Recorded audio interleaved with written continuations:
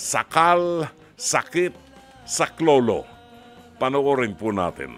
Ang sabi niya, siya raw ang biktima na umaapaw sa selos at pagdududa. Mitch, humarap ka na. May paslit! Tama. Gaano ba katindi magselos ang partner mo? Sobrang tindi po. Kahit kamag-anak ko na yung kasama ko, pinag-iisipan niya na meron kaming pinagkukunsyabahan na naka-text o ka-chat. Kahit sino kausap ko, ganun talaga siya sobrang seloso. Gaano katagal na kayo nagsasama? Hindi naman po kami magkasama, bali. Pumupunta-punta po sa amin. A boyfriend mo? Opo. Meron po kasi akong anak ng mga babae, kaya ayoko may kasama sa bahay. Ayun. At least nag-iisip ka.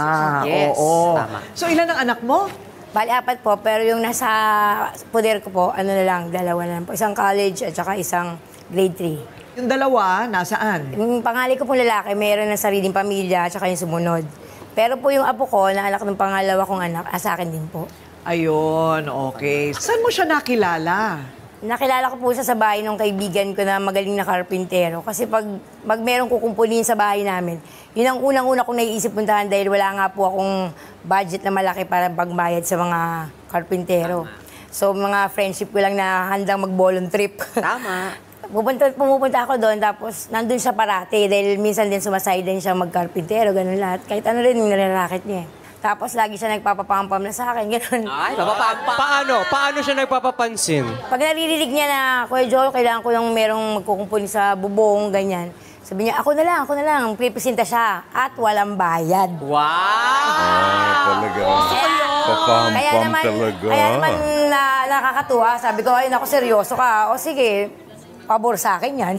Kasi yun, lagi na siyang pumupunta sa bahay para humarap ng gagawin. Parang lagi na naghaharap ng kukumpunihin para lang ba... Parang gusto niyang gibain yung bahay mo para uuwi na. Para araw-araw natin siya, no? Okay, so, ano ang kasukdulan ng kanyang pananakal? Hindi yung physical na pananakal, yung kanyang sobrang pagsiselos. Super duper. Pag meron po akong katext sa ganyan, nasa likod ko na yun. Andiyan sa gilid ko. Sabi ko, ano sabi? Ikaw nasa sumagot. Kaganin ko. Hindi talaga nakano kagad yung parang girap na kaganon kagad yung ulo niya sa katext ko. Tapos kapag meron lang akong, bawa magsasabi yung pinsan ko, Shell, merong kaninang marap sa'yo ah. Siya na kagad lalabas, siya na uusisa. Tapos kapag may text sa akin, dalhin mo ako dito ng langgolisa, ganyan. Sasama pa yun. Basta haharang sa daanan. Saan ka muna pupunta? Sabi ko, hindi mo na kailangan alamin. Nagmamadali ako. Kailangan ko lang talagang makagawa. Kasi sa akin talaga mahalagang magawan ko kagad ng paraan yung kailangan na anak ko eh. Tama. Ay, Hindi pa naman nagkakasakitan ng physical. Naku, pag sinaktan niya ako, ayaw ko lang. Okay. So ngayon ang problema niya, ayaw siyang tantanan, ganun ba? Nakikipaghiwalay ka na ba? Madalas ko na po talaga sinasabi. Kapag yung uumpisahan niya na yung gano'n, na susundan ako kahit saan ako magpunta, as in kahit saan, sa Baguio, sasamahan niya talaga ako. Kaganyan siya. Oo, ang gano'n siya talaga parang... Obsessed. Praning. O yan ang panig mo, ha? Panig mo yan. Aalamin natin kung ano naman ang depensa ni Jeje. Tawagin man natin ang taong nagmamahal lang naman daw siya ng todo. Siya raw ang taong handang gawin ang lahat para hindi mawala ang kanyang minamahal. Jeje, humarap ka na.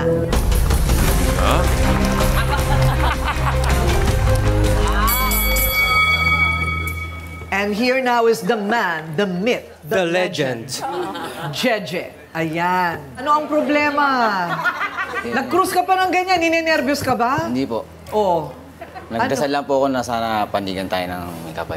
Oo naman. Mahal ka naman ng Diyos kahit na anong gawin mo. Ito, aayusin lang naman natin ito. Talaga bang sobra na ang paghihigpit mo kay Mitch? Hindi naman po ako naghihigpit. Kumbaga, ang gusto ko lang po malaman kung saan siya pupunta at kung sino yung pupuntahan niya lang po.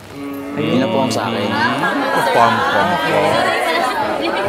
Teka muna, wala ka bang tiwala sa kanya? Meron po yung akin po, iniingatan ko po siya. Baka may pangyayari po sa kanya. Alam mo yan. Hindi ganun. Ang dating lang po sa kanya nung ginagawa ko is kabaliktaran po. Yung akala niya yung sinasakal ko na siya o nagigipit ako sa kanya, hindi yo. Ang akin gusto ko malaman kung sino pupunta niya at kung saan po. At least malaman ko kung may mangyari sa kanya. Kung saan. Pwede ko siya puntahan agad. Di ba? Kasi kung may emergency sa nahanapin si Mitch, Araw-araw, Hindi, ganun. sinasabi na nga daw ni Mitch kung saan siya pupunta, pero... Hindi talaga siya titigil pag sasabihin ko, doon ako pupunta kay ganito. Sabi niya, bakit? Sining ganun? Talagang hindi siya maubusan ng tanong. Tanong mo kung bakit ka pupunta sa kanya. Hindi maubusan ng tinatanong ko tanong. sa'yo. Talagang- Ang rason mo lagi sa akin, hindi kayo email, kaalis ka na lang walang salita. Hindi mo Kasi lang nga, sagutin yung sa'yo, mga paulit-ulit na tinatanong ganun sa'yo. Lagi na lang ganun Hindi naman laging ganun. Laging ganun. Paano yung anak mo pag may nangyari sa'yo hindi maganda? Mahalaga yung oras eh. Tapos, Ikaw ang inaalala ko, unahin kita hindi sagutin, sarili diba? ko, ikaw ang inaalala ko. Pero ano, Ang tawag dito ay LQ. Oo, lovers DLQ. quarrel. Pero iniintindi mo rin naman na parang ayaw Opo. niya nun. Ayaw niya nun. Opo. Bakit wala ka daw tigil ng pagtatanong? Ang nga sa akin lang din po kasi talaga gusto ko lang maging safe siya sa lahat ng lalakarin niya. Una sa lahat maging safe siya. Kahit kasama ni dapat pinsan ang niya, unang nakamotor mong sila isipin, yung maging payapa yung isip ko Nakamotor bago sila, ako sila ngayon umalis para tumaalis, makabalik ma'am. din akong payapa. Ganun, dapat mas mahalaga yun. Pastor, may nagsabi sa akin dati, sabi niya, alam mo, Corina, hindi sapat ang pagmamahal sa pagitan ng dalawang tao. Dapat nagkakasundo daw yung dalawang tao yun kung ano ang ibig sabihin ng pagmamahal. Ayon. They have to have a common definition of what is right and wrong. At saka kung ano yung love. Ayan. So bakit ba nagkakaganito ito sa tingin mo? Marami ka nang kinausap na mga couple. Falling in love is easy. Staying in love is difficult. Ulitin ko para sa mga naghigab. Madali ma-in love. Paano manatiling in love? Yun ang mahirap. Kaya may tinatawag na labor of love. Tatrabahuhin mo to. Kasi yung falling in love, eto nga si Mitch, nakita lang, kumukumpuni ng sirang kung ano may nakita rito. Yung cute, ang laki ng muscle, di ba? The man, the myth, the legend. Ngayon, kinasusuklaman, di ba? Kasi nga, yung infatuation lang minsan nadala ka lang sa kakisiga, tapos nalaman mo yung totoong ugali, nawala na. Because falling in love is easy. How to stay in love, it requires a lot of work. Una dyan, foundation yan, trust.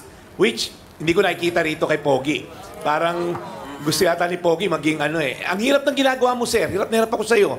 Tatanungin mo, nandito ka, gantong oras. Para kang investigador, hindi ko maintindihan. Alam mo yung cause niyan, ng insecurity mo? Hindi ko alam. Baka may past trauma ka na yung ex mo, iniwanan ka. I don't know. Hindi ko naman alam ang buhay mo, okay? Pangalawa, may fear of abandonment tong si Jeje. Parang malayo lang ng konti, natatakot na. Baka iwanan ako na to, no? And that's unhealthy in any relationship. Because the reality, hindi mo kayang protektahan tong babae na to 24/7. In fact, tingin ko mas matatag sa'yo to, 4 anak na to na buhay niya So, wag mo siya masyadong intindihin the fact na nakapag-graduate ng anak, tinataguyod yung 4 na anak, may apo, I think she can handle herself. Hindi niya kailangan tutukan mo, nasa ka na, 5 minutes na, ba't di pa dumani yung motor mo? Pag ganong insecure ka, walang mararating to relationship na to because the foundation of any relationship, whether romantic or sa mag-asawa, sa magulang, is trust. Oo, mamaya kasi, syempre, alamin natin, pagkatapos natin marinig lahat, kung willing pa sila, di ba, na Yes. trabahuhin ito. Yun. Siya ang sumasang-ayon kay Mitch na tama lang na iwanan na daw niya si Jeje. Ay, ito na. Makmak, humarap ka na.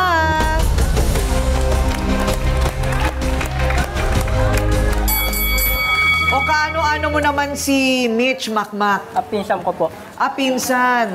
Okay. So, hindi ka pwede pagselosan ni Jeje. O bakit naman sa palagay mo, dapat magkaiwanan na sila? Laging walang trabaho po to, dapat iwan niya na. Kung mahal mo to, magtrabaho ka, Di. Hindi puro hinaalala lang. Gana buhay naman ako. Kasi hindi nga lang Kailan? May naitulong ka ba? Di ba wala naman? Meron, hindi mo na nakikita. Ay, wala, Di. Ang tagal ko nang kasama to. Yun nga, wala ka nga kasi nakikita. Ano, wala. Tanong sa pinsan mo. Tanong mo yung pinsan mo. Kung may naitutulong ako sa kanya o wala. Wala ka Tanong mo yung pinsan naitulong. mo. Hindi Magtanong ka sa manghiram pinsan sa akin mo. ng pera to kung may naitutulong ka. Nanghiram lang sa'yo, ilang beses lang, ni minsan lang, di ba? Pero yung minsan natanong ko nga sa'yo, lang. yung naitulong ko sa Pero akin, hindi mo ikaw, wala kang naibigay, wala kang nakita ko. Wala Ano akong makikita, nakita hindi lang kami nasa bahay lang nila. Hindi mo makikita, Pera, wala kang Nasa sa bahay naibigay. niyo, makikita mo, iabot yung pera sa kanya. Nasa inyo ka, nandun kami sa kanila. Hindi mo Andun makikita, lagi ako nasa sa inyo ka kanila, lagi. di ba? Tinatawag ako nito pag Tatawagin ka niya, magpapatid. pagpapatid Wala. lang. Pero yung pag nagbibigay na ako sa kanya, nasa inyo ka lang, nandun ako sa bahay nila. Kaya nga tinatawag ako, paano, wala kang pera, manghihiram ba to at pupuntahan ba kami? Kulang nga yung naibigay ko kaya nangihiram sa'yo. Oh. Di Wala sapat. nga. May trabaho ko. So, kung baga Dinidiskarte ko. nakakabigay daw siya, pero kulang lang. Kaya kung sabihin wala akong Siguro hanap kung buhay, kulang gumagawa man ako yun, ng dapat paraan. magtrabaho ka, Huwag hindi mong isipin binabantayan ng lahat pinsan ko. yun, mali ko.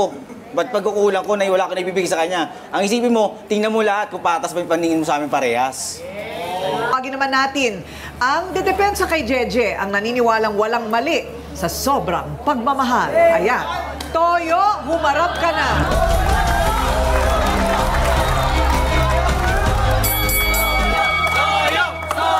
Suka! Suka! Suka! O ano na, tinuro mo yun ano? Oo, talaga? Okay, Toyo. Ano na, kaibigan kayo, magkaibigan? Okay. So, bakit nasabi mong wala namang mali sa kanyang ginagawa? Eh, yun po nakikita ko eh. Pagka pumupunta naman po siya, lahat naman po ng pinapagawa sa kanya ni Michelle, ginagawa niya. At yung pagka po tapos na yung ginagawa at wala ng pera to, gagawin ni Michelle, pauwiin na niya. Ay! Pauwiin na niya. Sige na, uwi ka na sa inyo. Doon ka na.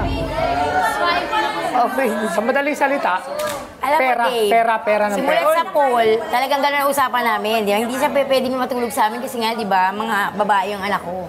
Kaya nga pupunta lang siya sa amin sa mga oras na wala yung mga anak ko sa bahay. Yun ang mga oras na pwede siya doon sa amin. Parang di naman Kasi, ganun. parang di naman ganun. Wala kang alam. Hindi naman ikaw ang kasama ko, di ba siya eh. Oh. Kaya pag kayo Yun ang nagkita nakita mo mo sa sa kayong dalawa, di ba? Susul ka dyan. Hindi ako Susulat mo siya na hiwalayan ako. Wala na sinusunod sa akin. Yun ang gawin mo, dapat susulat mo siya na Pinapayuhan niya pa kumain nga ka ako eh. na, Puro magbili magandang na kayo, payo mga ganun. binibigay niya sa akin. Kung hindi niya ako pinapayuhan, alam mo, naggulo pinapayuhan ko. ka maginala. Ba't sinasabi niya? Sana Ba't gugulo na sinasabi ako niya? kung pinapayuhan niya ako manggulo. Ba't sinasabi niya na Pinapayo sa akin. pinapauwi kita? Inuman nga kayo, di ba? Lasing kayo nun. Eh niya, maganda naman, kapitbahay niyo, kaibigan ko. Hindi taga sa amin. Pinasamahan ako. kanila. Ikaw, pinsan ka niya. Dapat magkaibigan din tayo, pero ikaw, lumalayo ka sa akin. Hindi naman kita tinatapon. Kasi lumalayo kayo. Kasi Hindi lumalayo. kita Oo nga, kinaaway. magkaibigan tayo, tol. Pero pagtapisan ko, labas na yung pagbabantay mo, puro bantay selos ka. Ito na lang yan eh. Sa lahat ng kinasama ni Michelle, ano ang reklamo sa kanya? Ano daing ng mga kinasama niya? Puro pera, di ba? Sabi nga nila, pagka Kailangan pera. Ito pera sa inyo, humingi, di ba? Alam mo, Dave, Kailangan mo, hindi ako pagka mabubuhay ikaw ang ng asawa ni puro Michelle, pagmamahal kailangan lang. nagtatay ka ng Mamamakain ko pera. sa mga anak ko yun. Pastor Jeff, base sa Biblia, ano ba talaga ang sukatan ng tunay na pagmamahal? Tama, Kati ko rin kasi nga, kung kanya-kanya tayong definition ng love, iba-iba tayo ng expression and expectation. Well, sa 1 Corinthians 13, simple lang, love is patient. Sinabi doon, love is kind. Love does not envy, does not boast, hindi siya arrogante, hindi siya rude. It does not insist on its own way, katulad ng ginagawa ni Kuya Jeje. It's not irritable or resentful. It does not rejoice sa mga mali, but rejoices with the truth. So love bears all things, believes all things.